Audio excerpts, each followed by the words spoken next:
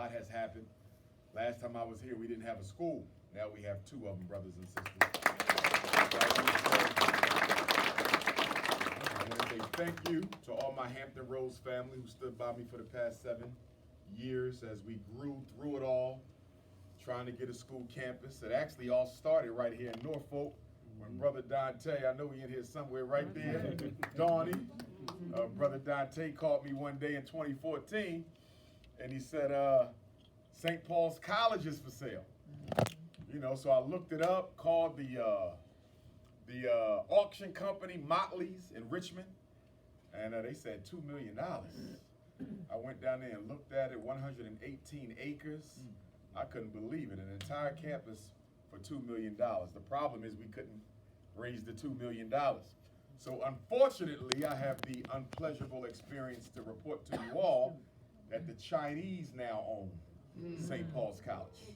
And I think that's an embarrassment on us as a people, because I don't think any other group of folk would have let another race buy an institution as sacred as an HBCU that was built by our ancestors coming out of a legacy of slavery and oppression. So the Chinese have St. Paul's, and if we're not careful, they might end up owning all of them. And for the life of me, I don't understand why our black celebrities and entertainers don't adopt an HBCU campus.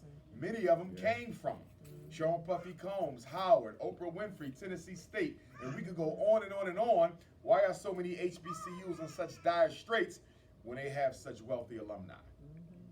But then again, we also understand that black folks have been conditioned by slavery to only be interested in having fun and doing things we want to do with our money as opposed to what we need to do, brothers and sisters. It doesn't make any sense that we are in the condition that we are in.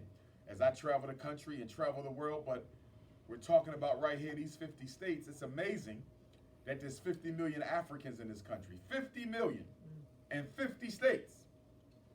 On average, that's 1 million black folks for every state. And no state where I go can I find an independent black community. Not one. No city, no state, no town, nowhere in this country. 50 million blacks, 50 states, and nowhere can you go and find an independent black-owned school, an independent black-owned hospital, an independent black-owned bank, and an independent black-owned supermarket. Nowhere in 50 states. But while I say that, the week after next, most of you are going to rush out and hemorrhage millions, hundreds of thousands of dollars on things that you won't even be bothered with 3 weeks after the New Year. Our Christmas shopping is one of the greatest weapons of mass destruction in our black community.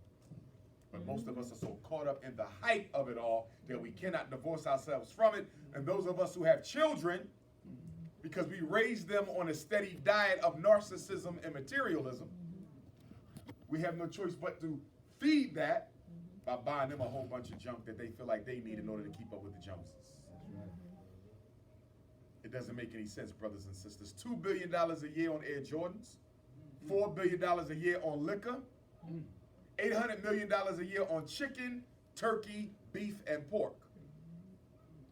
We spend $1 billion on chicken, turkey, beef, and pork, which means we're financing our own heart disease, financing our own morbidity. When are we going to change? And we're not fooling nobody. I don't care how many books we read. I don't care how woke we get. I don't care how many trips we take to Africa. Changing our name, it don't matter. Until other people see African people use their money to leverage their political power, we'll never be taken seriously. We will march, we will vote, we will pray, but we will not use our money. And that's the Achilles heel. That's why everyone is doing better than you. And we're so in love with white folks that we keep on thinking that if we just love them enough, they'll change their behavior. That is mental illness. That is mental illness. But you got black people who believe that.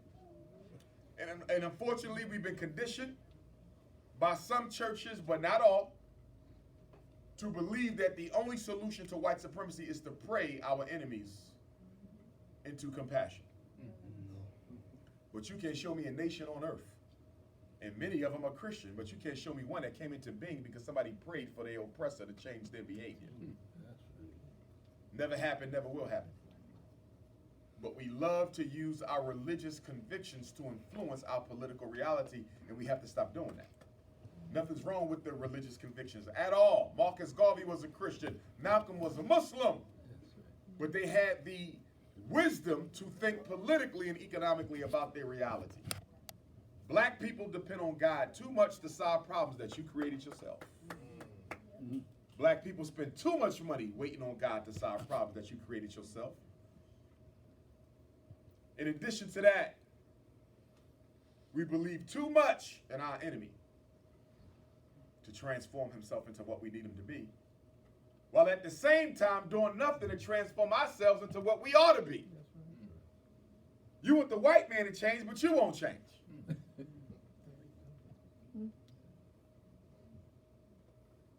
Barack Obama is a thing of the past now, but not the legacy he left. President Trump picked up right where Obama left off. Joe Biden is picking up right where Obama left off. Now, black people are angry at Joe Biden, but Barack Obama did the same thing. You ain't say a word. From that perspective, we're hypocrites. Because if you care about the black community, you get upset no matter what color the president is, because you understand the power that controls the president is still white. We gave Obama 8 years to ignore black folks, 8 years to take everything our ancestors died for and give it to the homosexuals, the immigrants, and white women. And then when Trump come in, we get mad at him when all he's doing is leveraging the momentum that Obama built. And now Joe Biden's in there. I told you, Negroes. Now, never listen to me. I ain't been wrong yet. I ain't missed yet. Told you, Biden gonna pick up right where Obama left off. Y'all went out and voted more for him than you did for Obama, I believe. Black folks who never voted in their life went out for Crazy Joe.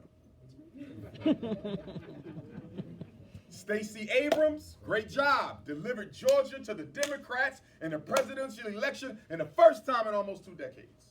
Hats off to Stacey Abrams, but ultimately, what did you get for that?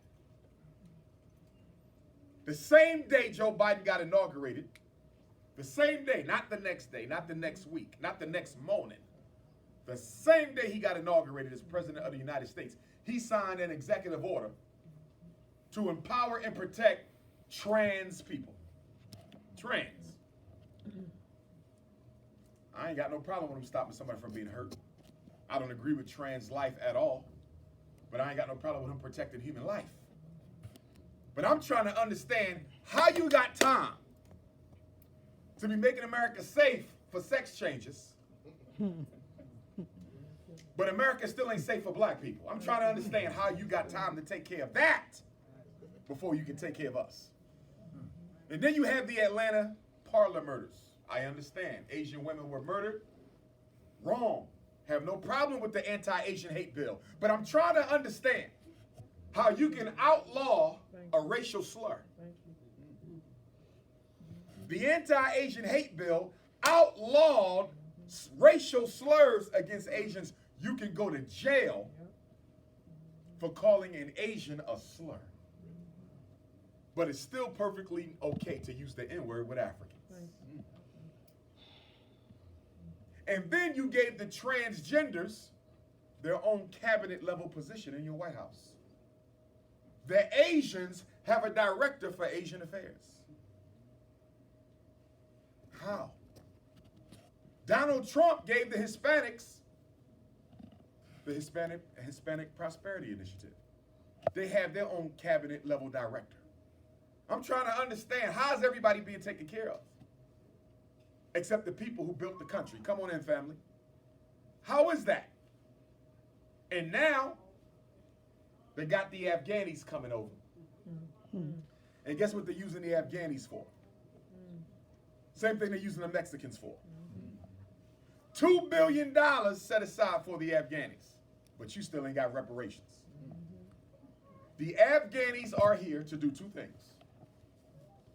Help gentrify the black community and to replace